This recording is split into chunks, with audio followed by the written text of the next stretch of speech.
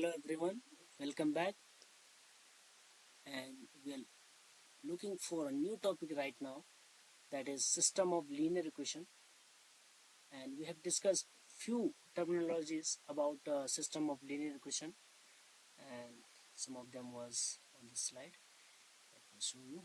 ठीक, तो इसमें हमने दो चीज़ें आपको बताई मेनली कि किसी सिस्टम ऑफ लिनियर इक्वेशन में हम दो टर्मिनोलॉजीज यूज करेंगे। एक है कंसिस्टेंट, ठीक है, दूसरी बात आएगी इनकंसिस्टेंट की। ठीक है, तो कंसिस्टेंट का मतलब होता है कि सिस्टम ऑफ लीनियर इक्वेशन का सॉल्यूशन एग्जिस्ट कर रहा है, whereas inconsistent mean that system of linear equation है नो सॉल्यूशन, यानी कोई सॉल्यूशन एग्जिस्ट नहीं कर रहा है। ठीक, जहाँ कंसिस्टेंट होगा वहाँ भी दो केसेस होंगे, जब सॉल्यूशन एग्जिस्ट कर ही रहा है तो उसका भी कुछ नेचर है, यानी यूनिक आ रहा है, यानी एक ही सॉल्यूशन होगा, या इनफाइनाइटली मेनी होंगे। कुछ लोग कह सकते हैं दो सॉल्यूशन, तीन सॉल्यूशन, तो ऐसा नहीं होता है, या तो सॉल्यूशन यूनिक ही आता है या तो इनफाइनाइटली मेनी ही आता है। ठीक है, तो अब यहाँ पे हम कैसे टेस्ट करेंगे इस चीज़ को, जैसे हमने एक उदाहरण भी दिया था कि like in this example we have 3 variable and 4 equation. ठीक है, जैसे ये छोटे छोटे एग्जांपल थे, ये जो ऊपर हमने डिस्कस किए हैं ये छोटे छोटे एग्जांपल थे, इसको तो हम नेट डायस से ही देख के पता कर ले रहे थे कि सॉल्यूशन का नेचर क्या है। But here we have a lot of variables, lot of equations, then how to check actually। ठीक है, तो इसमें जो टेक्निक यूज करेंगे हम वो है मैट्रिक्स को यूज करके, मैट्रिक्स मेथड यूज करेंगे, और इसमें एक कॉन्सेप्ट यूज होगा रैंक का। रैंक हम आपको बता चुके हैं कि रो इक्लोन फॉर्म में आपको सिंपली क्या करना है, मैट्रिक्स का रो इक्लोन फॉर्म फाइंड करना है, and then you have to look for non zero rows. Number of non zero rows किसी भी रो इक्लोन फॉर्म में उस मैट्रिक्स के क्या होते हैं, रैंक होती है। ठीक है, तो रैंक की हेल्प से हम पता करेंगे कि जो सॉल्यूशन है उसका नेचर क्या है। पहले तो हम देखेंगे कंसिस्टेंट है या इनकंसिस्टेंट। ठीक है, तो जैसे मैंने कहा कि मैं स्टार्ट करूंगा with an example, will not go for general theory. एक एग्जांपल के साथ शुरू करेंगे, एक सर्टेन स्टेप तक उसको सॉल्व करने के बाद, अगर हम सॉल्व नहीं करेंगे, छोटी सी चीज लिखेंगे, उसके बाद से ही हम स्टार्ट कर देंगे थ्योरी। ठीक है, एंड थ्योरी कंप्लीट करने के बाद उस क्वेश्चन को हम दोबारा पूरा सॉल्व करेंगे, बिकॉज हम जनरल इक्वेशन लिख के आपका दिमाग का भाजी पाव जैसे हम कहेंगे कि नहीं करना चाह रहे, क्योंकि उसको फिर कनेक्ट करने में दिक्कत होती है। जब मैं एग्जाम्पल पुट करूंगा तो आप उससे समझ पाएंगे, हाँ कोफिशिएंट मैट्रिक्स, आर्गुमेंटेड मैट्रिक्स कुछ तो है। ठीक है, ये कैसे आएगा आपको तुरंत आप आइडिया लगा लेंगे। तो सपोज करिए मैं स्टार्ट करूंगा 3 वेरिएबल के साथ और 3 इक्वेशन के साथ। तो let me take an example over this, let's say, ठीक है, सिंपली हम एग्जांपल लिख रहे हैं, बाकी किस चीज़ का एग्जांपल छोड़ दो, करना क्या है वो भी छोड़ दो। Suppose we have consider a system of linear equation, consider a system of linear equations as. ठीक है, तो एक सिस्टम ऑफ लीनियर इक्वेशन हम कंसीडर कर लेते हैं। लेट मी राइट डाउन, मैं रैंडमली लिखूंगा, यहाँ पे कुछ भी हो सकता है। तो कुछ भी जब मैं कह रहा हूँ हो सकता है, तो ऐसा मत सोचिएगा कि हम एक पर्टिकुलर क्वेश्चन सॉल्व करना है। I am just writing randomly 5x, let me random thing, जैसा मैंने कहा होगा, मैं बहुत ज़्यादा नहीं सोच रहा हूँ। ऐसा नहीं है कि ये कहीं पे एग्जाम्पल लिखा है राइट साइड में मेरे या लेफ्ट साइड पे मेरे, नहीं, ये just we are doing it randomly. ठीक है, 3x minus 4y plus 3z equal to कुछ भी लिख लो, 3z इज इक्वल टू 4। ठीक है, सपोज इसी तरह हमको किसी टाइप से भी सिस्टम दिया जा सकता है, हो सकता है 4 इक्वेशन दे दे, 3 वेरिएबल, 3 इक्वेशन 4 वेरिएबल, कुछ भी हो सकता है। हमारा काम क्या है, थ्योरी डेवलप करना। तो थ्योरी डेवलप करने के लिए मैंने एक पर्टिकुलर एग्जांपल लिया है, उससे ही हम थ्योरी डेवलप करेंगे। अब जब भी इसको चेक करना हो whether it is consistent, inconsistent, and further हमको नॉलेज अगर गेट करनी हो दैट यूनिक सॉल्यूशन आएगा या infinitely many solution, whatever it is, जो हमने पीछे केसेस डिस्कस किए स्लाइड नंबर 19 में, पिछली वाली स्लाइड जो थी, तो उन सब चीज़ों को हम फाइंड करेंगे। लेकिन बिफोर डूइंग दैट हम सबसे पहले क्या करेंगे, थ्योरी डेवलप कर लेंगे एक पर्टिकुलर एग्जांपल को लेकर। Now we have this system of linear equation, और इसको हम सॉल्व भी करेंगे, ऐसा नहीं कि हम इसको सॉल्व नहीं करेंगे, हम फर्दर इसको सॉल्व भी करके दिखाएंगे, बट बीच में हम रोक के बीच में थ्योरी डेवलप करेंगे। तो इसमें सबसे पहले हम क्या बनाते हैं, एक मैट्रिक्स इसमें फॉर्म करेंगे। जब भी आपको सिस्टम ऑफ लीनियर इक्वेशन दिया हो सबसे पहले एक मैट्रिक्स हम फॉर्म करते हैं, इसका नाम है कोफिशिएंट मैट्रिक्स। ठीक है, कोफिशिएंट मैट्रिक्स। अब कोफिशिएंट मैट्रिक्स को हम डिनोट करते हैं जनरली, जो इसके लिए सिंबल यूज करते हैं वो ए ही यूज करते हैं। ए इक्वल टू क्या होता है, सिंपली कोफिशिएंट मैट्रिक्स। देखो इसके नाम में ही आ गया, कोफिशिएंट मैट्रिक्स का मतलब क्या हो गया, एक्स वाई जेड इन तीनों के जो भी कोफिशिएंट है उनको as it is row wise लिखते जाओ। जैसे यहाँ पे कोफिशिएंट कितना है, जैसे x plus y minus z, coefficient x का कितना है 1, वाई का 1 और जेड का कितना है -1, तो यहाँ पे लिखो 1 -1 1। ठीक है, सिमिलरली नेक्स्ट इक्वेशन लिखिए 2x minus 2y plus Z. अच्छा इधर क्या लिखा है उससे मतलब नहीं है, this doesn't matter really. Coefficient matrix में सिर्फ एक्स वाई जेड जो भी वेरिएबल है, आई शुड नॉट से एक्स वाई जेड, जो भी वेरिएबल है उनके कोफिशिएंट सीरियल वाइज लिखते रहो। अगला क्या आ जाएगा, इसमें 2 -2 एंड 1। थर्ड वाले में देखो यहाँ 3 है, -4 एंड 3 है, तो 3 -4 एंड 3। इस टाइप से हम क्या करेंगे, किसी भी सिस्टम लीनियर इक्वेशन में जो भी आपको दिया हो उसमें कोफिशिएंट मैट्रिक्स निकाल लेंगे। इसको हम क्या नाम देंगे, मैट्रिक्स को जनरली इसको नाम दिया जाता है ए। सेकेंड चीज इसमें हम निकालेंगे ए डबल डॉटेड बी। ठीक, या पहले शुड हेडिंग लिख लेते हैं इसके लिए। सेकेंड चीज हम निकालते हैं ऑगमेंटेड मैट्रिक्स। ठीक है, इसके लिए सिंबल जो चलता है वो ए डबल डॉट बी और यहाँ पे मैट्रिक्स का सिंबल ऐसे बनाते हैं, इस पे भी बना लो, ये भी मैट्रिक्स ए है।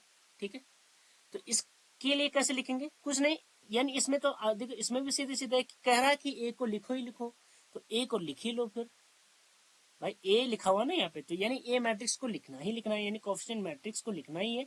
ऑगमेंटेड कब बनेगा, डॉटेड बी करना है। बी का क्या मीनिंग है बताते हैं, पहले हम इसको लिख लेते हैं। डॉटेड यानी डॉट डॉट डॉट ऐसे, इस डॉटेड का मतलब ये, या तो डॉटेड कर लो, कुछ लोग क्या करते हैं बार भी यूज करते हैं, चलो बार ही बनाओ ज्यादा, डंडी खींचना आसान होता है। एंड बी का मीनिंग क्या है, राइट हैंड साइड पे जो भी कोफिशिएंट है इन सबको, ये जो क्वांटिटी है 574 574, ये किसकी तरह ट्रीट किया जाएगा, बी की तरह। यहाँ लिखो 574, ये आपका क्या हो गया, बी। ठीक, तो इसको क्या नाम देते हैं, ऑगमेंटेड मैट्रिक्स। इतनी सी बात आगे समझे कि दो कॉन्सेप्ट यहाँ पे हमने डेवलप किए, कोफिशिएंट मैट्रिक्स विद एग्जांपल। हम कोफिशिएंट डेवलप कर रहे हैं, सॉरी कोफिशिएंट कर रहे हैं विद एग्जांपल, हम क्या कर रहे हैं, कॉन्सेप्ट डेवलप कर रहे हैं। यहाँ पे कोई और एग्जांपल होता तो ये ए कुछ और होता, यहाँ पे और कुछ भी होते हैं, यहाँ पे 1 3 2 होता तो यहाँ कुछ और भी होता। अब एक चीज थोड़ा सा यहाँ ध्यान देने वाली है कि जो भी कोफिशिएंट को हम लिखेंगे वो राइट हैंड साइड पे होनी चाहिए। सपोज करिए इक्वेशन लिखा है दिस -3 = 0, तो यहाँ पे -3 नहीं लिखेंगे कोफिशिएंट, हम पहले क्या करेंगे, जो भी कांस्टेंट टर्म है उसको राइट हैंड साइड पे भेजेंगे, क्योंकि सिस्टम ऑफ लीनियर इक्वेशन का जो जनरल टर्म हम लिखते हैं वो ऐसे लिखा जाता है, तो ये जो कांस्टेंट है वो राइट हैंड साइड में इक्वल के राइट हैंड साइड में होना चाहिए। ठीक है, ये बात बस आप सुन के समझ लीजिए, इसको नोटिफाई करने की जरूरत नहीं है, बट ध्यान दीजिएगा। ठीक है, कभी कभार क्या होता है जानबूझ के, अलो इतना कुछ टफ तो बनता नहीं है क्वेश्चन, कभी कभार कर सकता है, लेकिन आपके साथ चालाकी कर दें, ये लिख दें और जानबूझ के लिख दें इक्वल टू 0 लिख दें, देन इसमें कोफिशिएंट बताओ, तो पहले में कोफिशिएंट कुछ बचे 3 और दूसरे में 0 लिख देंगे, नहीं 3 एंड 0 होगा, -3 एंड 0 नहीं होगा। ठीक, तो इस बात का थोड़ा सा आपको ध्यान देना कि पहले इस चीज को कांस्टेंट को राइट हैंड साइड पे शिफ्ट करके तब कोफिशिएंट को क्या किया जाता है, कंपेयर किया जाता है बी में, जो हम मैट्रिक्स बी बता रहे हैं आपको, है ना, कॉलम मैट्रिक्स बी बता रहे हैं उसमें लिखा जाता है। तो उम्मीद है यहाँ तक आपको समझ में आ गया होगा कि हम ए कैसे बनाएंगे, यानी कोफिशिएंट मैट्रिक्स कैसे बनाएंगे, और ए बार बी मैट्रिक्स कैसे बनाएंगे, जिसका नाम क्या है, ऑगमेंटेड मैट्रिक्स। आप कोफिशिएंट मैट्रिक्स, ऑगमेंटेड मैट्रिक्स, इनका नाम याद नहीं भी रखेंगे, हमको कोई मतलब नहीं, हमको ए और ए बार बी से मतलब है। अब आप क्या करेंगे, यहां से हमारी थ्योरी शुरू हो रही है। नाउ कन्वर्ट मैट्रिक्स हर एक क्वेश्चन में, अब क्योंकि आप ये मत सोचिए यहाँ पे ए बार बी को कर रहे हैं, no, in every question A bar B आएगा। तो in every question whenever we have a system of linear equation we will get A bar B, तो कन्वर्ट करेंगे इस ए बार बी मैट्रिक्स को, है ना, ये मत सोचो इसको कन्वर्ट करेंगे, नो, जो भी हमको मिलेगा उसको convert this matrix into row echelon form. तो पहला टास्क क्या होना हमारा, धीरे धीरे स्टेप आपको समझ में आ गए होंगे। पहला टास्क होगा हमारा ए बार बी बनाना। कोएफिशिएंट मैट्रिक्स में मत बनाओ, क्योंकि coefficient matrix A bar B में ही ए आ गया है, तो ए अपने आप में यहाँ पे क्या है, कोएफिशिएंट मैट्रिक्स है, तो वो इसी में आ गया है। ठीक है, तो ए बार बी बनाना हमको आना चाहिए। बस एक बार आपने ए बार बी बना लिया, कैसे बनाते हैं वो हमने अभी प्रोसेस डिस्कस किया है। उसके बाद आपको क्या करना है, इसको रो इक्लोन फॉर्म में कन्वर्ट करना है। अच्छा ध्यान देना, ये ए बार बी जो है इसको आप क्या करेंगे, ट्रीट करेंगे एज अ मैट्रिक्स। आप कहेंगे ना ये बीच में बार लिखा हुआ है, ये बार है, इस डंडे से कोई फर्क नहीं पड़ता, ये डंडा बस इस चीज का मतलब है कि ये पार्टीशन क्रिएट कर रहा है, अदरवाइज ये क्या है, एक्चुअली में मैट्रिक्स है। आप चाहे तो इस जो बार है उसको पुट भी मत करिएगा, एकदम लास्ट में बार पुट करिएगा, या पूरी कैलकुलेशन होने के बाद, क्योंकि कभी कभार इससे होता क्या है कि जब आप रो ऑपरेशन लगाएंगे तो यहीं तक लगाते हैं, इन दोनों को एज इट इज लिखने लगते हैं, आप सोचते हैं कि ये अलग है, इन पे नहीं लिखेगा, नहीं, this is a single matrix. Actually में आप चाहे तो इसको ना लगाएगा, हम कह रहे बार छोड़ दीजिए, कोई दिक्कत नहीं, बार को हटाइए, लीव इट, और कैलकुलेशन करते रहिए, एकदम लास्ट में बार आप सब जगह पुट कर दीजिएगा, चौथे नंबर, चौथी मतलब जो कॉलम है उससे पहले, चौथा जो भी होगा वो डिपेंड करेगा सिस्टम ऑफ लीनियर इक्वेशन क्या है। ठीक है, but don't think this bar is something like कि ये मैट्रिक्स नहीं हो, ए बार बी अपने आप में एक पूरी मैट्रिक्स है, लेट कॉल इट सी, इसको हम मैट्रिक्स सी भी कह सकते हैं। तो इसको पूरे मैट्रिक्स को सी की तरह ट्रीट करो, एक मैट्रिक्स की तरह ट्रीट करना, ये मत सोचिए कि बार कुछ अलग ही कर रहा है, नहीं, उस बार का मतलब सिर्फ पार्टीशन है, वो पार्टीशन क्यों है एकदम लास्ट में मैं बताऊंगा जब हम क्वेश्चन कंप्लीट कर लेंगे। ठीक है, तो इस चीज का थोड़ा ध्यान देना। तो करना क्या है, ए बार बी बनाओ, उस मैट्रिक्स को, ए बार बी एक्चुअली एक कंप्लीट मैट्रिक्स है, उस पूरी मैट्रिक्स को अगेन सुन लीजिए, पूरी मैट्रिक्स को रो इक्लोन फॉर्म में कन्वर्ट करिए। नाउ केसेस अराइजेस, आपको पता चलेगा इस बार का मीनिंग क्या है। ठीक है, क्या केसेस अराइज आएंगे, देखो यहाँ पे केस क्या अराइज करेगा, पहला केस, ठीक है, पहला केस, रैंक जो है ए बार बी की ए के बराबर आ जाए। अब आप कहेंगे ए की रैंक और ए बार बी की रैंक कैसे डिफाइन करेंगे, तो अब बार का यूज करेंगे आप, यानी आप बार के राइट हैंड साइड वाले नंबर्स को हटा के देखिए तो आपको रैंक ए दिखेगी, मतलब सिर्फ रैंक ऑफ ए दिखेगी। और अगर आप बार को साथ में लेके यानी इस पूरी मैट्रिक्स को लेके देखेंगे, तब जो रैंक निकलेगी वो rank of A bar B निकलेगी। तो rank of A bar B का मतलब आप बार के साथ चीजें लेंगे, रैंक ऑफ ए का मतलब बार के बाद वाले जो नंबर है उनको आप अपने हैंड से उसको क्या कर लीजिए, जब आपकी रो इक्लोन फॉर्म में मैट्रिक्स कन्वर्ट हो जाए तो अपने हैंड से बार के बाद वाले नंबर छुपा लीजिए, फिर रैंक ऑफ ए ही आपको मिलेगी, क्योंकि अब सिर्फ ए रह गई मैट्रिक्स। ठीक है, तो पहला केस क्या अराइज करेगा, rank of A bar B किसके बराबर है, रैंक ऑफ ए, यानी ऑगमेंटेड मैट्रिक्स की कोएफिशिएंट मैट्रिक्स के बराबर रैंक आ जाए। इस केस में जो होता है, this implies system of linear equation, इस केस में क्या होता है, system of linear equation as system of linear equation is consistent, लिख लो, system of linear equation is consistent. Consistent का मतलब इस केस में क्या होगा, सॉल्यूशन एग्जिस्ट करेगा। अब इसमें दो केसेस, सब केसेस बनेंगे, इसके क्या बनेंगे, दो सब केसेस।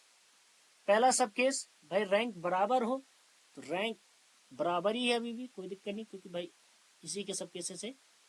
एंड रैंक बराबर होने के साथ साथ ये इक्वल आ जाए नंबर ऑफ वेरिएबल के, किसके बराबर आ जाए, नंबर ऑफ वेरिएबल्स के।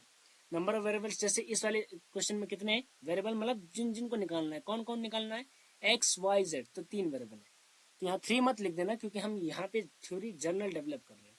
तो अगर नंबर ऑफ वेरिएबल्स के बराबर आ जाए रैंक, इन दैट केस क्या होता है आपका, यूनिक सॉल्यूशन। क्या होगा यहाँ पे, यूनिक सॉल्यूशन। एंड इसी का सेकंड सब केस क्या हो जाएगा, ऑब्वियस सी बात है भाई, अगर सिस्टम कंसिस्टेंट है तो रैंक तो अभी भी बराबर होगी, लेकिन अब इनकी जो रैंक होगी वो लेस देन होगी, या नॉट इक्वल टू बोल दो चाहे less than, generally less than ही बोलते हैं, तो लेस देन होनी चाहिए नंबर ऑफ वेरिएबल्स की। जैसे इस केस में नंबर ऑफ वेरिएबल्स कितने हैं, 3 है, मान लो दोनों की रैंक 2-2 आई, तो 2-2 आई है, रैंक बराबर आई है, तो यानी सॉल्यूशन तो एग्जिस्ट करेगा, लेकिन क्योंकि रैंक 2 क्या है, जो आई है वो number of variable that is 3 उससे कम है, इसलिए इसका सॉल्यूशन कैसे कहेंगे, इनके जो सॉल्यूशन आएंगे वो कैसे आएंगे, इनफाइनाइटली मेनी सॉल्यूशन।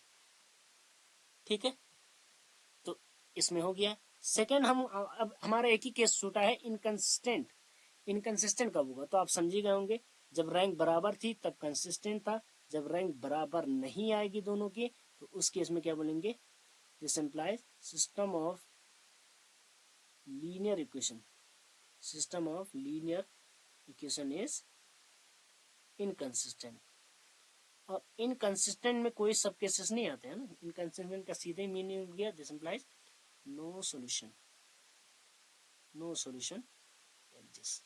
ठीक है, तो मुझे लग रहा है कि आपको उम्मीद होगी कि यहाँ से आपको प्रोसीजर एकदम समझ में आ गया क्या करना है। तो क्या करना है, प्रोसीजर क्या रहेगा, आपको एक system of linear equation given होगी, उसकी मदद से आप कोएफिशिएंट मैट्रिक्स निकालेंगे जो कि आप इजीली निकाल सकते हैं, या सीधे ही आप ऑगमेंटेड मैट्रिक्स निकाल सकते हैं क्योंकि उसमें कोएफिशिएंट मैट्रिक्स पहले से होती है। तो कोएफिशिएंट मैट्रिक्स कैसे निकालेंगे, एक्स वाई जेड के जो भी कोएफिशिएंट है उनको रो वाइज सीधे सीधे लिख दो।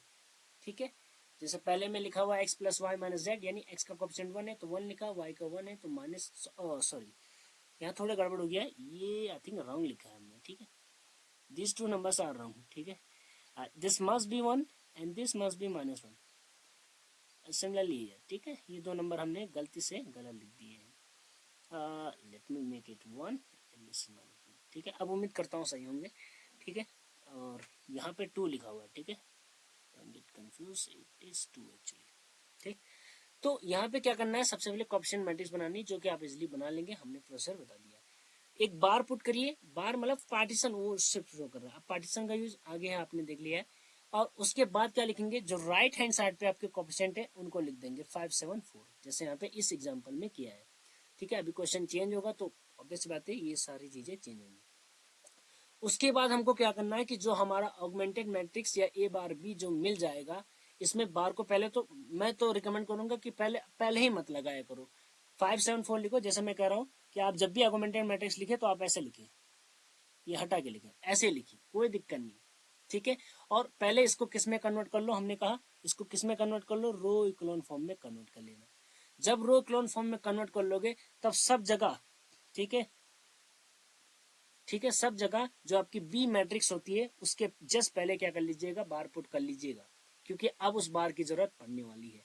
तो क्या केसेस होंगे, जब आप रो इक्लोन फॉर्म में कन्वर्ट कर लेते हैं, वहां से हम क्या कर सकते हैं, मैट्रिक्स की रैंक निकाल सकते हैं, क्योंकि हमने डेफिनेशन पढ़ी थी रैंक की, number of non zero rows in row echelon form. So rank अगर आपकी क्या आ जाए, बराबर आ जाए, आप rank of A bar B कैसे देखेंगे, हमने कहा पूरी मैट्रिक्स की रैंक देखनी है, बार को साथ में लेके, बार के बाद वाली वैल्यूज को भी साथ में, पूरी मैट्रिक्स की रैंक देखनी है। और रैंक ऑफ ए कैसे देखेंगे, बार के बाद जो नंबर है आएंगे रो इक्लोन फॉर्म में उनको आप रिमूव करके देखिए, रैंक देख लीजिए। अगर रैंक बराबर आ जाए इसका मतलब सॉल्यूशन 100% एग्जिस्ट करने वाला है। अब सॉल्यूशन एग्जिस्ट करने में दो केस हो सकते हैं, unique solution and infinitely many solution. तो यूनिक सॉल्यूशन कब होगा, जब दोनों की रैंक बराबर हो, साथ में किसके बराबर होनी चाहिए, जितने वेरिएबल हो उतनी ही रैंक हो, नंबर ऑफ वेरिएबल्स के बराबर क्या आनी चाहिए, आपकी रैंक आनी चाहिए। ठीक है, ऐसा अगर हो रहा है तो in that case unique solution. और अगर नंबर ऑफ वेरिएबल्स से रैंक कम आ रही, जैसे in this case we have 3 variables and if you get rank 2, आपकी रैंक अगर 2 आ रही है, इसका मतलब लेस देन 3 हो गया, इन that case system will have infinitely many solution. ठीक है, और नो सॉल्यूशन कहाँ एग्जिस्ट करेगा, तो सीधी सी बात है, जब दोनों की रैंक आपस में बराबर नहीं होगी, ए बार बी की, और ए की रैंक जब आपस में इक्वल ही नहीं होगी, तो फिर हमको फर्दर मूव करना ही नहीं है, खुशी मनाओ, क्योंकि सबसे अच्छा केस यही है, नो सॉल्यूशन। क्यों नो सॉल्यूशन खुशी वाली बात है, क्योंकि नो सॉल्यूशन में हमको आगे कैलकुलेशन नहीं करनी है, जब सॉल्यूशन ही एग्जिस्ट नहीं कर रहा है तो कैलकुलेशन क्या करेंगे। लेकिन जब यूनिक सॉल्यूशन आएगा या इनफाइनाइटली मेनी सॉल्यूशन आएगा, there is a bit of working still remained. ठीक है, तो उसको हमको करेंगे, कैसे करेंगे, now will look for examples. ठीक है, तो यही वाला एग्जांपल हम ले लेते हैं। ठीक है, या ठीक है, नया एक प्रोड्यूस कर लेते हैं एग्जांपल। ठीक है, ये तो हमने आपको थ्योरी समझाने के लिए एक एग्जांपल पुट किया था। अब हम प्रॉपर वे में क्या कर लेते हैं, एग्जांपल देख लेते हैं। और हमने ये वाला एग्जांपल इसलिए पुट ऑन किया ताकि आपको हम एक एग्जांपल के थ्रू थ्योरी समझा पाए।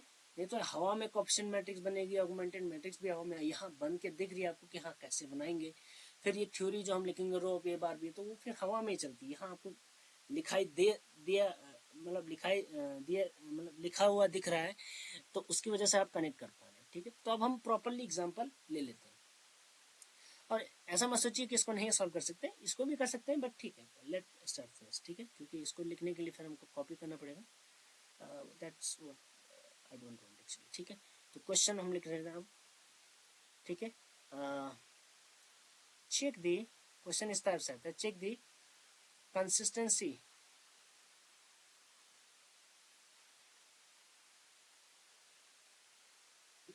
of system of linear equation, ठीक है, सिस्टम ऑफ लीनियर इक्वेशंस, और यहाँ लिख लेते हैं इक्वेशन क्या है, x minus Y plus Z equal to 4, 2x minus, थोड़ा मैं ट्विस्ट डाल रहा हूँ क्वेश्चन में, चलो अभी ट्विस्ट नहीं डालते, धीरे धीरे ट्विस्ट क्रिएट करेंगे, ठीक है। अभी मैं ट्विस्ट डालने की मोड में नहीं हूँ, एंड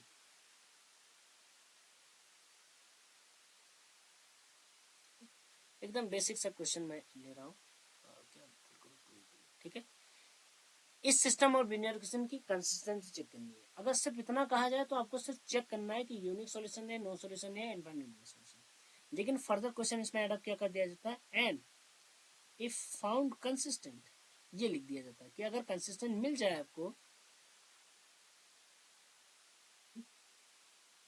फाइंड इट्स सॉल्यूशन।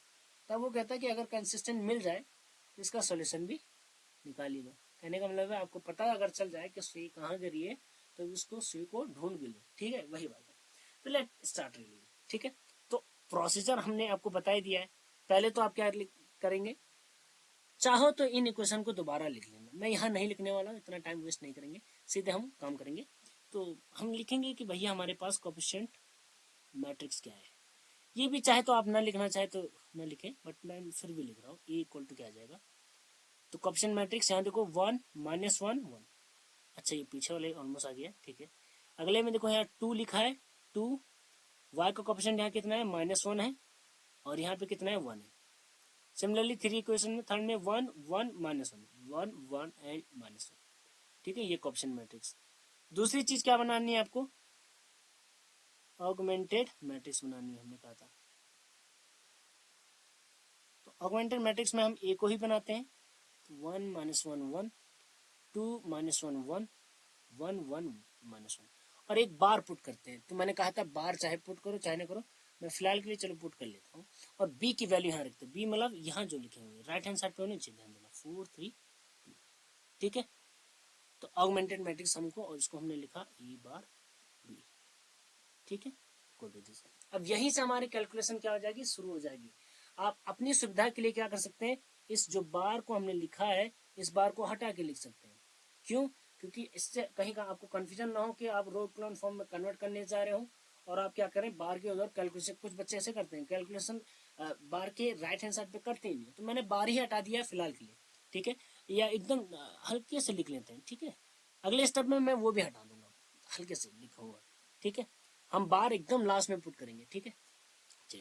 तो हमने क्या कहा था, हमारा प्रोसीजर क्या रहेगा, कुछ नहीं, रैंक फाइंड करना रहेगा, इसकी रैंक फाइंड कर लो। तो रैंक फाइंड करने के लिए इसको क्या करते हैं, रो कॉलम फॉर्म में कन्वर्ट करते हैं, कन्वर्ट कर लो। तो 1 के नीचे 0 बनाने हैं, सीधे बनाओ। तो अब थोड़ा मैं इन चीज़ों पे कम ध्यान दूंगा कि 0 कैसे बनाएंगे, ये उम्मीद करता हूँ कि इतनी हमने प्रैक्टिस कर ली है कि अब तो 0 ऐसे बन जाएगा, ठीक है। एक ऑपरेशन ये, 2 तो ऐसे बनेगा, R3 कैसे बनेगा, R3 माइनस R1, R1 से ही बनाने हैं, है ना, ऐसे हम लोग करते हैं। मैं बार को लिखूंगा ही नहीं, हम मानेंगे कि ये पूरी एक ही मैट्रिक्स है, बार बाद में लगाएंगे, एकदम जब कैलकुलेशन हमारा रो कॉलम फॉर्म में आ जाएगा, मतलब तब हम लगाएंगे, ठीक। तो राइट डाउन थिंग्स, देखो बार पुट ही नहीं कर रहा हूँ मैं, ठीक है। एंड 0 ट्वाइस सब्ट्रैक्ट करना है तो 1 आ जाएगा, देखो -1 ट्वाइस सब्ट्रैक्ट करेंगे तो +2 बनेगा, तो 1 यहाँ -1 आएगा, ठीक है। एंड 3 - 8 इज -5, ठीक है। यहाँ सीधे सब्ट्रैक्ट करना है, सीधे सब्ट्रैक्ट करना है, सीधे सब्ट्रैक्ट करना है, और यहाँ सीधे सब्ट्रैक्ट करना है, देखो ये आ गया, ठीक। मैं बार बाद में पुट करूंगा, कहाँ पुट करूंगा वो भी आपको पता है। अब हमको क्या करना है, ये हमारा 1, इसके नीचे 0, फिर डायगनली हमको यहाँ पे भी कोशिश करना है। अब यहाँ 1 बनाने की जरूरत भी नहीं है, खैर यहाँ पे 1 बन रखा है, बहुत अच्छी हमें कैलकुलेशन बन रही है। 2 को 0 बनाना, तो R3 implies R3 -2 times R2, ठीक है। सिंपली हमने कर दिया, यहाँ बचा 1 -1 1 4, ठीक है, 0 1 -1, और ये कितना लिखा है, -5। चलो यहाँ 0 ट्वाइस घटाएंगे तो सब्ट्रैक्ट किया 0, यहाँ ट्वाइस सब्ट्रैक्ट करेंगे ये भी 0 बनेगा बेटा, ठीक है। यहाँ ट्वाइस सब्ट्रैक्ट करेंगे तो -2 -5 that is -2 + 10 that is I think 8, yes it is 8, ठीक है। तो ये हमारा हो गया, let me delete this one, ठीक। तो ये हमारा रो कॉलम फॉर्म में कन्वर्ट हो गया, क्योंकि सेकंड पिवोट के नीचे भी 0 क्रिएट हो गया, फिर थर्ड पिवोट हमारा ये है, इसके नीचे 0 क्रिएट करने के लिए कुछ नहीं है, यानी हमारा रो कॉलम फॉर्म में आ गया, which is in row column form. उसके बाद हमने क्या डिस्कशन किया था कि जब रो कॉलम फॉर्म बन जाए, अब बेटा एकदम अच्छे से बार पुट कर लो। अब यहाँ कैलकुलेशन होने के बाद बार पुट करो, कोई दिक्कत नहीं, ठीक है। अब हमने क्या कहा था कि अब चेकिंग चलेगी, इतना वाला जो पोर्शन है, इतना वाला जो पोर्शन है, ठीक है, वो ए के लिए डेडिकेटेड है, और यहाँ तक का जो पोर्शन है वो ए बार बी के लिए। ये वाला पोर्शन यहाँ तक अगर लेंगे तो ए बार बी के लिए, यहाँ तक अगर लेंगे तो वो ए की रैंक देगा, ठीक है। तो let me read this out.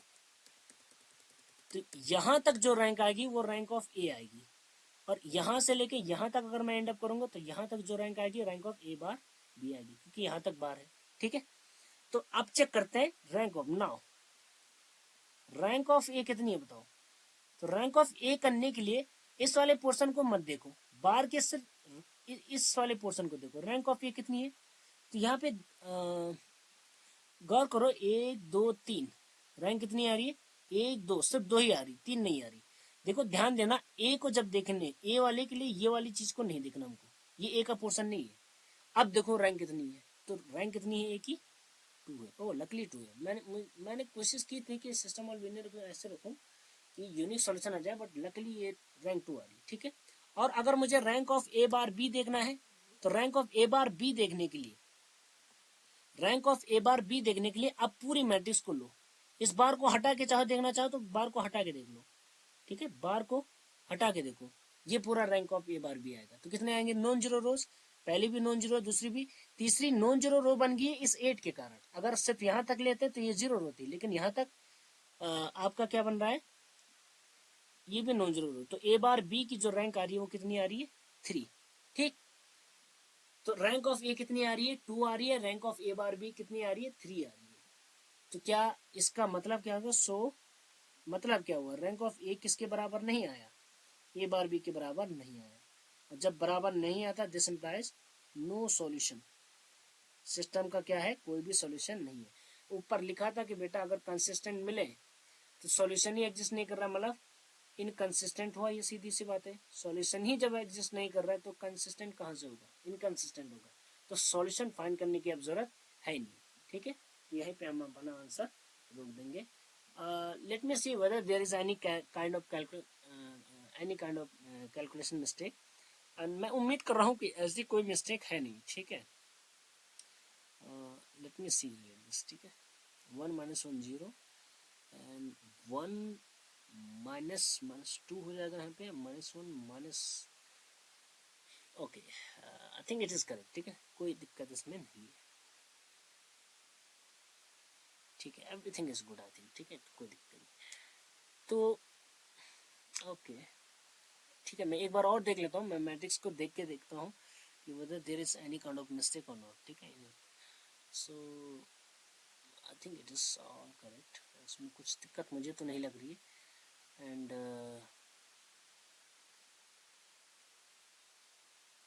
it looks like fine, really fine thing, ठीक टू मी, चलो सही है। तो यहाँ पे क्या आ रहा है, नो सोल्यूशन आ रहा है, क्योंकि हमने आपको केसेस से यहाँ पे अवगत करा दिया था, ये देखिए, ठीक है। हमने क्या कहा था, अगर यहाँ पे ये वाला केस एग्जिस्ट कर रहा है, that if rank of A bar B is not equal to rank of A, then system of linear equation has is inconsistent, ये क्या हो जाएगा, इनकंसिस्टेंट, यानी नो सोल्यूशन एग्जिस्ट। अब सोल्यूशन ही एग्जिस्ट नहीं कर रहा तो सोल्यूशन कहाँ से निकालेंगे, ठीक है। चलिए नेक्स्ट क्वेश्चन पे हम आगे बढ़ते हैं। इसी तरह क्वेश्चन आता है, फिर से क्वेश्चन वही लिखा होगा, check the tendency, check the tendency of system of linear equation, system of linear equations. Okay, again I'm writing ठीक है, मैंने कोशिश की रैंडमली लिख के, मुझे लगा यूनिक आ जाएगा, बट ठीक है ऐसा कुछ हुआ नहीं. ठीक है,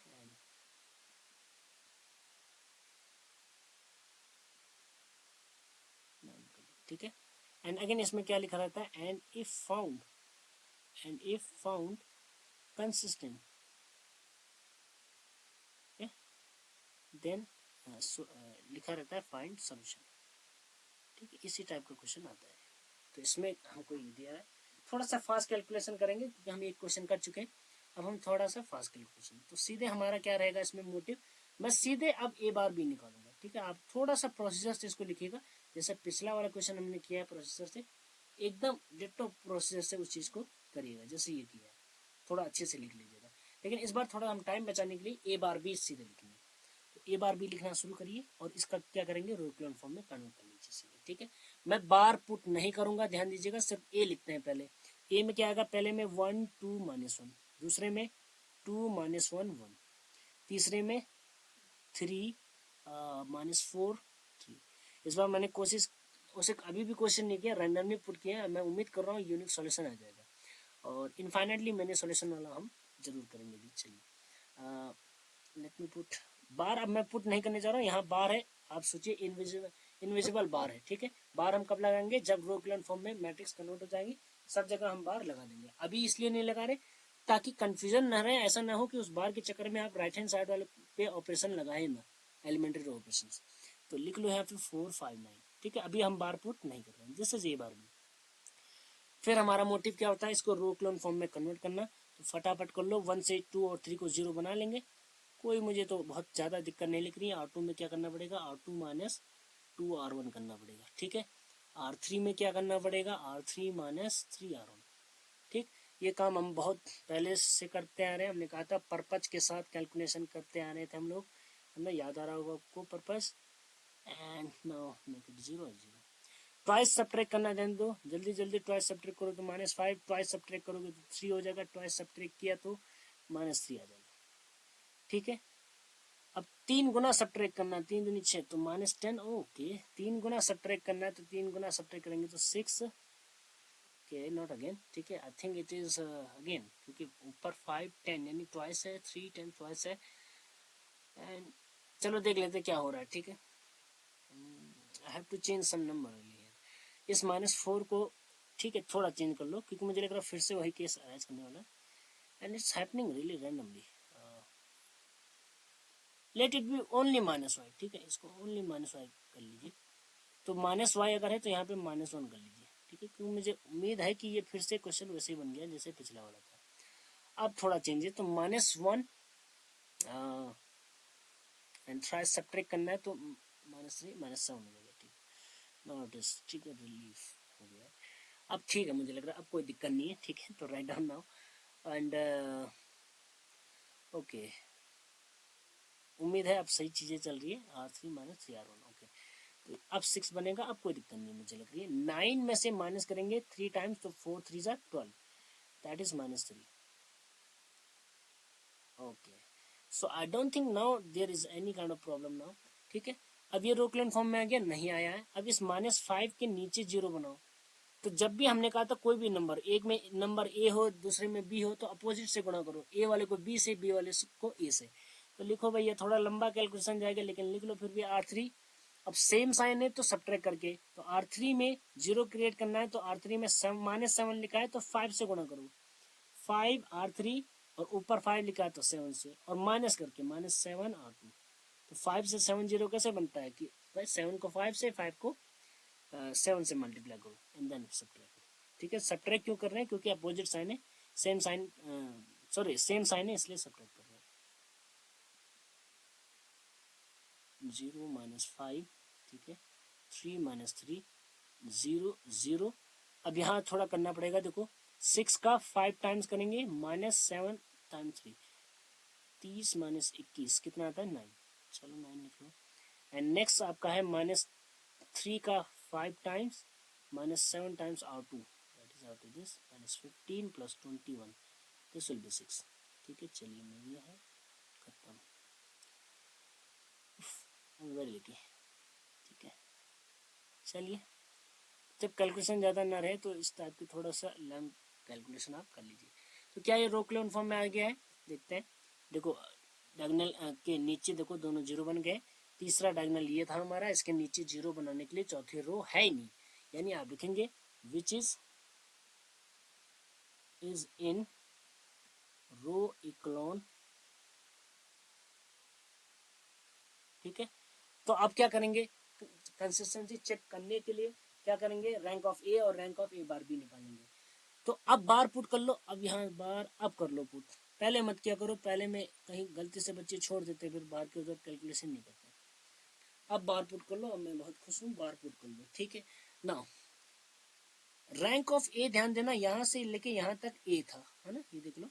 तो रैंक ऑफ ए यहीं तक निकालोगे, और ए बार बी की जहां बात आएंगी तो यहाँ तक हम क्या करेंगे, rank of A bar B को कंपेयर करेंगे, ठीक है। तो नाउ रैंक ऑफ ए कितना है, तो रैंक ऑफ ए देखने के लिए इसको छुपा के देखो, आप अपने हैंड से कर सकते हैं, इसको छुपा के देखिए, इतनी ही मैट्रिक्स है रैंक ऑफ ए के लिए, तीनों ही matrix non, sorry rows non zero. और rank of A bar B कैसे देखेंगे, सॉरी, ठीक है। तो रैंक ऑफ ए कितनी है, 3, क्लियरली 3 है, तो यहाँ पे 3 लिख लो। Rank of A bar B के लिए क्या करना है, सीधे सीधे पूरे मैट्रिक्स, इस पूरे को एक मैट्रिक्स समझो, उसके लिए चाहे तो बार को भी हटा लो, कुछ देर के लिए बार को हटा दो, तो कितनी है रैंक, 3 है, ठीक है। एंड अगेन बार को कर लो, तो यानी क्या हो गया है, कौन सा केस आया, rank of, so rank of A equal to rank of A bar B, this implies क्या होता है, कंसिस्टेंट, इससे क्या इंप्लाइज करता है, कंसिस्टेंट है। अब कंसिस्टेंट में लेकिन मैंने कहा था दो केस हो सकते हैं, unique solution and infinitely many solution. Now further देखो, फर्दर क्या हो रहा है, रैंक ऑफ ए और rank of A bar B जो है वो बराबर तो आए हैं, साथ में नंबर ऑफ वेरिएबल मैंने कहा था देखा जाता है ना। थ्योरी पे अगर मैं जाऊं तो थ्योरी में हमने क्या पढ़ा था, यहाँ पे थ्योरी में हमने कहा था इसमें दो केसेस आते हैं, एक दो। तो पहला केस क्या था कि अगर नंबर ऑफ वेरिएबल्स के बराबर दोनों की रैंक आ जाए, दोनों की रैंक नंबर ऑफ वेरिएबल्स के बराबर आ जाए, तो उस केस में क्या होता है, यूनिक सॉल्यूशन होता है। अब इसमें वेरिएबल्स कितने हैं, तो इसमें वेरिएबल 3 ही है, देखो एक्स वाई जेड, देखो कंबाइंडली वेरिएबल देखे जाते हैं ना, एक में नहीं देखे जाते हैं, कंबाइंडली मतलब तीनों में मिला के देखो टोटल कितने वेरिएबल है, टोटल तीनों में मिला के 3 ही वेरिएबल है, एक्स वाई एंड जेड। हर एक एक्स को एक बार काउंट नहीं करना कि 9 वेरिएबल हो गए, एक्स वाई जेड 3 बार, 3 बार, नो, मतलब डिफरेंट सिंबल के तौर पे डिफरेंट कितने हैं, तो 3 ही सिंबल है, एक्स वाई एंड जेड, तो that is equal to 3, and this 3 is actually what, number of variables. तो इस केस में हमने क्या कहा था, क्या होगा ये, यूनिक सॉल्यूशन आएगा। इस केस में हमने क्या बताया फिर, in that case we will have unique solution, ठीक है ना। क्वेश्चन होता है, देखो पिछले वाले केस में तो नो सॉल्यूशन हो गया, तो वहां सॉल्यूशन ही फाइंड नहीं करना था, but this time we have unique solution, now we have to find solution, क्योंकि ऊपर लिखा हुआ if found consistent then find its solution, तो अब कंसिस्टेंट है, हमने कह दिया सुई ही गिरी है, इसको ढूंढो, ठीक है, तो आप ढूंढेंगे। How to find now solution, तो इसके लिए क्या तरीका होता है कि सबसे पहले हम इसको फाइंड, सॉल्यूशन फाइंड करने के लिए सबसे जो नीचे वाली मैट्रिक्स है इसको पकड़ लो, ठीक है। और इसको कैसे पकड़ते हैं, देखो इसमें एक सिस्टम बनाते हैं।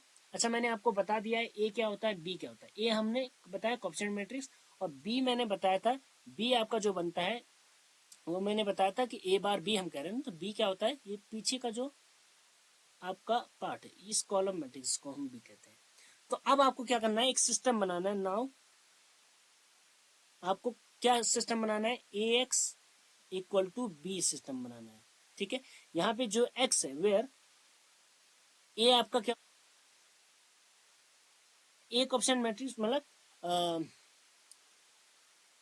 रो इक्लोन फॉर्म ऑफ ए,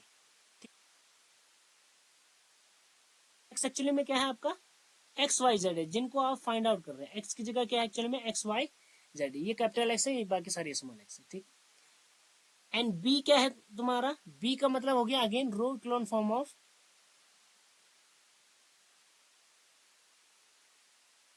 में हम इस सिस्टम को रखेंगे। तो रखो, ए की जगह रखो, ए की जगह क्या रखना है, जो यहाँ पे रो इक्लोन फॉर्म में ए मिला है, क्या मिला है 1 2 -1, तो यहाँ रखिए 1 2 -1, इसके नीचे 0 होगा, यहाँ 0, यहाँ 0 है, एंड यहाँ क्या है आपका -5 एंड 3 9, ठीक है, -5 3 एंड 9, ब्रैकेट बंद करो, ठीक है, ये ए पे ही बंद हो जाएगा। ये जो आर्गुमेंटेड ये आपका जो रो क्लोन फॉर्म में मिला है ए, उसको आपको लिखना है और फिर एक्स लिखिए। एक्स का मतलब जो वेरिएबल है आपके X Y Z is equal to क्या लिखेंगे बी। बी से मतलब क्या है, बी से नहीं है, कौन सा वाला बी है, वो बी जो यहाँ पे हमको किस में मिला है, रो क्लोन फॉर्म में। तो क्या लिखेंगे 4 -3 एंड 6, तो यहाँ लिखेंगे 4 -3 एंड 6। यानी आप क्या करेंगे, जब भी कंसिस्टेंट आ जाएगा, कंसिस्टेंट में कोई भी केस होगा, उसके बाद आप क्या सिस्टम बनाएंगे, ए एक्स इक्वल टू बी। ए क्या होगा, ए एक्चुअली में कोएफिशिएंट मैट्रिक्स है, लेकिन यहाँ पे ए का मतलब मीनिंग क्या है, ऑगमेंटेड जो रो क्लोन फॉर्म है ए का, वो लिखना है, वो वाला पार्ट लिखिए। और फिर एक्स का मतलब वेरिएबल जो भी है X Y Z, column matrix इसको एक्चुअली में बोलते हैं, इक्वल टू बी। बी का मतलब बी से है, लेकिन किस वाले बी से, जो हमारे रो क्लोन फॉर्म में मिला है। अब इन दो मैट्रिक्स को क्या कर लो, आपस में मल्टीप्लाई कर लो। तो मल्टीप्लाई करना आता है ना, अगर इसको इससे मल्टीप्लाई करेंगे और दोनों इक्वल है, इसका मतलब इसका इस रो को पहले इससे मल्टीप्लाई करो, तो क्या आएगा, देखो x इंटू 1 एक्स, ठीक है, फिर 2 times plus 2 into Y 2y, फिर -1 इंटू जेड, क्या आ जाएगा -z, ठीक है। तो ये इज इक्वल टू क्या आ जाएगा, इसकी सीध में पहला नंबर कौन लिखा है 4, तो इसको इक्वल टू किसके लिखेंगे 4। इससे दूसरी इक्वेशन कैसे मिलेगी, अब भाई दूसरी इक्वेशन को गुणा करो, इस वाली रो को इस वाले कॉलम से मल्टीप्लाई करो। तो पहले में है 0 टाइम्स एक्स, यानी 0 हो जाएगा, उसको लिखने की जरूरत नहीं है, -5y आएगा, यहाँ से देखो +3z इज इक्वल टू कितना लिखेंगे, सेकंड नंबर पर जो नंबर है -3, और लास्ट इक्वेशन क्या बनेगी, 0 times x plus 0 times y plus 9z, यानी simply 9z equal to last number जो लिखा है 6। तो इस तीसरी इक्वेशन से हमको z की वैल्यू मिल गई 6/9, that is on solving it is 2/3। इस z की वैल्यू को कहाँ रखो, इस वाली इक्वेशन में z की वैल्यू रख दो। समझी गए होंगे आप, सक्सेसिवली चीजें मिलती जा रही है। लास्ट इक्वेशन से सीधे एक वेरिएबल की वैल्यू मिल गई, उस वेरिएबल को हमने सेकेंड इक्वेशन में रखा, यहाँ रख दिया z की जगह 2/3, that is -3, and you get -5y3, यहाँ 2 आ गया -3, this implies -5y equal to -3 -2 -5 आ गया, yes, and y equal to कितना आ गया आपका 1। y equal to 1, z equal to 2/3 कहाँ पुट कर लो, इस वाली इक्वेशन में। So you get x plus 2 times y कितना है 1, माइनस z की जगह कितना है 2/3 is equal to 4। This is x equal to कितना आ जाएगा 4, ये उधर गया तो -2, ये इधर गया तो plus. This implies x equal to कितना आ गया 2 प्लस 2/3, और ये आ जाएगा 6 8/3, ठीक है। So finally we get value. So solution क्या आ गया आपका, सॉल्यूशन आ गया x इक्वल टू 8/3 आया है, y इक्वल टू 1 आया है, एंड z इक्वल टू कितना आया है 2/3। ये हमारा क्या हो जाएगा आंसर। अब क्वेश्चन उठता है कि हम चेक कैसे करें आंसर है सही है कि नहीं है। तो आंसर सही अगर है तो ये जो हमारा क्वेश्चन था उसमें रखने पे क्या होना चाहिए, सेटिस्फाई होना चाहिए। Let's see put the values here. पहली इक्वेशन क्या है देखिए, x plus 2y minus Z equal to 4, x plus 2y minus Z equal to 4 आना चाहिए। तो रखो बेटा x, ये रहा, प्लस 2y मतलब 2 माइनस जेड मतलब 2/3, इसकी वैल्यू 4 आनी चाहिए। तो क्या 4 आ रही है, 8 माइनस 2 विल बी 6, 6/3 होगा plus 2, that is 2 plus 2 equal to क्या आ रहा है 4। यानी पहली इक्वेशन तो क्या हो रही है सेटिस्फाई। दूसरी इक्वेशन क्या है, चेक करने के हम पर्पज से आपको बता रहे हैं कि आप चेक भी कर सकते हैं। दूसरी इक्वेशन है 2x minus Y plus Z equal to 5, 2x minus Y plus Z equal to 5। तो यहाँ रखो 2 टाइम्स x, x की वैल्यू कितनी है 8/3, माइनस वाई करो यानी -1, प्लस जेड करो मतलब 2/3, ये 5 आना चाहिए कैलकुलेट की, तो आ जाएगा 16/3 -1 प्लस 2/3। 16 और 2 कितना होता है 18/3 -1, 18/3 6 -1 इक्वल टू 5। यानी सेकंड इक्वेशन भी हमारी क्या हो रही है सेटिस्फाई। अगर दो इक्वेशन सेटिस्फाई हो जाए समझ लो कि तीसरी हो ही जाएगी, लेकिन फिर भी हम आपके मन की संतुष्टि के लिए एक बार और कर लेते हैं, ठीक है। तीसरी इक्वेशन है 3x minus Y plus 3z, 9 आना चाहिए। 3x minus Y plus 3z equal to 9 आना चाहिए। देख लेते हैं 9 आ रहा है। तो 3 टाइम्स x यानी 8/3 minus 1 plus 3 times of z 2/3 किया जाएगा। 3 कैंसिल हो गया, यहाँ से भी 3 कैंसिल, ये बना 8, ये बना 2 यानी 10 माइनस 1 दैट इज 9। यानी तीनों ही आपकी क्या हो रही है, सिस्टम ऑफ लीनियर इक्वेशन में जो तीन इक्वेशंस है वो तीनों ही ये वैल्यूज पुट करने पे x इक्वल टू 8/3 1 और z इक्वल टू 2/3 पुट करने पे सेटिस्फाई हो रही है। इसका मतलब हमारा जो सॉल्यूशन है वो करेक्ट है। ठीक है, दिस इंप्लाइज आवर सॉल्यूशन है करेक्ट। ठीक है, तो ये कैलकुलेशन हम नीचे का डिलीट कर लेते हैं।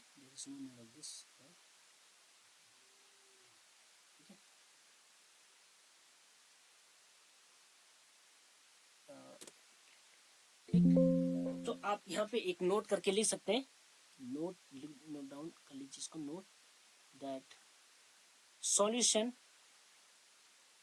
Can be checked by putting the values of by putting the obtained values of x y z in linear equation। ठीक है, if equation gets satisfied,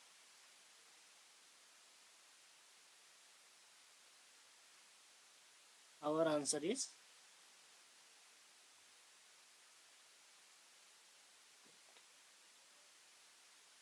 ठीक है। तो उम्मीद है ये दो एग्जांपल आपको अच्छे से समझ में आ गए होंगे कि कैसे हम वर्किंग करेंगे, कब सिस्टम ऑफ लीनियर इक्वेशन का सॉल्यूशन होगा, कब नहीं होगा। आल्दो हमारे पास अभी एक पार्ट बच गया। ठीक है, दैट इज इनफाइनाइटली मैनी वाला हमने अभी नहीं देखा है, तो इसको हम लोग अभी देख लेंगे। ठीक है, अगली बार हम इसको देखेंगे। तब तक बाय बाय।